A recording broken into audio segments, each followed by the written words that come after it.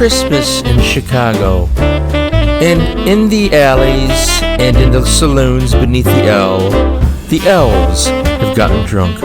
They have given themselves over to debauchery and madness as they swig beer and slurp down buckets of whiskey. Oh, wait, I'm sorry. I'm supposed to get to the books later. Well, it's Christmas in Chicago, and the trees and the windows are dripping with lights, and the ornaments are glistening under the street lamp as the elves continue their debaucheries and madness. Oh, there I go again, telling stories. I can't help myself. Well, don't worry, we'll get to the books in just a moment. In the meantime, look around, breathe in the fresh lake-scented air, and look at the beautiful trees. It's Christmas, and it's time to get drunk.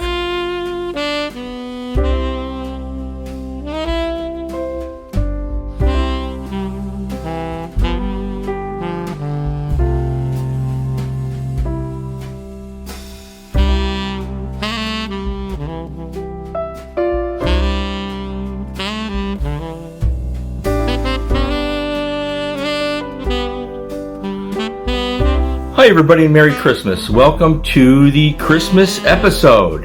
Happy holidays to everyone. I hope you're well. I hope you've been enjoying the videos lately. I've had a lot of diverse videos I've been putting out. I did some trips. Hope you enjoyed those. I have a few more coming, and I'm not sure what's going to happen next year, but it'll be fun no matter what. In the meantime, I have some interesting Christmas books to talk about. The first one is A Harlequin Intrigue by L. James, Christmas at Thunder Horse Ranch. Take a look at that. Great little book. Take a look at the size of this compared to the William W. Johnstone and J.A. Johnstone A Death Valley Christmas, which is my other recommendation. You'll note that Harlequin is the only major publisher that puts out novelettes or novellas in paperback form. One of the few, anyways, major publishers. The big New York publishers, Pinnacle, and I like Pinnacle, Pinnacle, Signet, Berkeley, they're 80, 90,000 words long. But Harlequin puts out these really tight little thrillers. This is from 2014. It's a great little book. It's pretty exciting. I like L. James. I've read a few of her romance novels. She has a good grasp of a thriller. Thriller tropes, creating characterization and making the suspense believable. Christmas at Thunder Horse Ranch is a Harlequin Christmas recommendation from 2014, if you can find that. And I showed you this previously. This is the WWJ and J.A. Johnstone, A Death Valley Christmas. You saw me open this in the package reveal. I'm a big fan of this brand, so they put out a Christmas book a year. Fantastic. Collect them all. They're fun. I just started reading this, so I'll finish it after Christmas because today's Christmas. So then we have Sharp's Christmas by Bernard Cornwell, which features two novelettes, which is, the first one is called Sharp's Christmas, clever title, and Sharp's Ransom. If you're not familiar with Bernard Cornwell's Sharp character in the novels, there's so many of them, they're all great. This might be a good introduction to you to Bernard Cornwell. I'm going to cover Bernard Cornwell next year in at least one episode, maybe two, depending on which series I decide to look at. I'll undoubtedly look at the Sharps series, which is a longtime favorite of not only myself, but many others. But if you want some Christmas stuff, Christmas with Sharp, why not? Bernard Cornwell, the great Bernard Cornwell, is a recommendation. Then to be really different, we have Death Dreams at Christmas by J.R. Park. I just read this. I'm going to cover J.R. Park in probably 2 episodes next year. I'm going to be covering his collaboration with Guy N. Smith. He did a book called Beheaded with Guy N. Smith, and he has one of his own books that I'm quite fond of called Punch, which I think is just really a wonderful little horror novel. And I don't cover a lot of horror novels in this video series, so I thought I'd give you something here at Christmas. Death Dreams at Christmas is a compilation of short fiction. He has one piece in here that goes back to when he was in school, grammar school as a young boy, and he reproduces the actual handwritten story and then has a typescript of it. It's good stuff. J.R. Park is an excellent writer.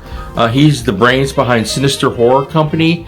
I'm going to cover him excuse me, a little more in detail after the holidays, but for the holidays, you want something really weird. The Nightmare Before Christmas, J.R. Park, the great J.R. Park, Death Dreams at Christmas, for some really creepy Yuletide gore. I like J.R. Park, one of the writers who was at the Guy N. Smith's final convention at his home in 2019 on September 1st, and I barely spoke to the man. It was such a busy day. I think we said hello, nice to meet you, and we never got past it, which is a shame. None of us knew that Guy would be gone. So a long distance shout out to Mr. J.R. Park. I'll be covering him again. And finally, my favorite Western Christmas story is Christmas in Calico by Jack Curtis.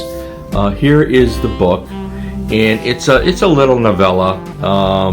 It's an interesting story about this stranger who rides into a ranch during a snowstorm. The woman is a widow, and she's pregnant. Her son is sick, and she needs to get him to the doctor, so he offers to watch the ranch. She goes to town. A series of events occur where she's trying to get help from the neighbors that she doesn't know very well. People are distrustful. It's a Christmas story, so you can kind of guess where to go. She's not sure what this guy back at the ranch is going to do. It has a satisfactory resolution without being syrupy. Jack Curtis was an excellent writer of westerns. I have a few of his paperbacks. I've not covered him yet. Maybe I'll get to some of those later. I don't know much about him, except that I do have some of his westerns. This, however, this is my favorite Western Christmas story, is Jack Curtis, A Christmas in Calico, wonderful little tale. So those are my Christmas recommendations to you in the fine year of 2021, a very disturbing year internationally. COVID continues to rage, and we have all sorts of things going on. So thank you always for checking into McNulty's Book Corral. I certainly hope that you enjoy the recommendations that I'm making. Again, I'm making recommendations in general terms. I'm not doing book reviews here generally. There are plenty of booktubers that do that, and they're excellent at it. I applaud them. I'm just more interested in showing the collection in both new and old. And hopefully you'll agree that I've been doing that consistently from the beginning. So in any event, I wish you all the very best for Christmas. So stay happy, stay well, feed your brain, and read a book. Merry Christmas, everyone. Don't forget to follow the link down below and fill your stockings with books, books, and more books. In the meantime, have a very, very Merry Christmas and a Happy New Year, and try not to kill each other.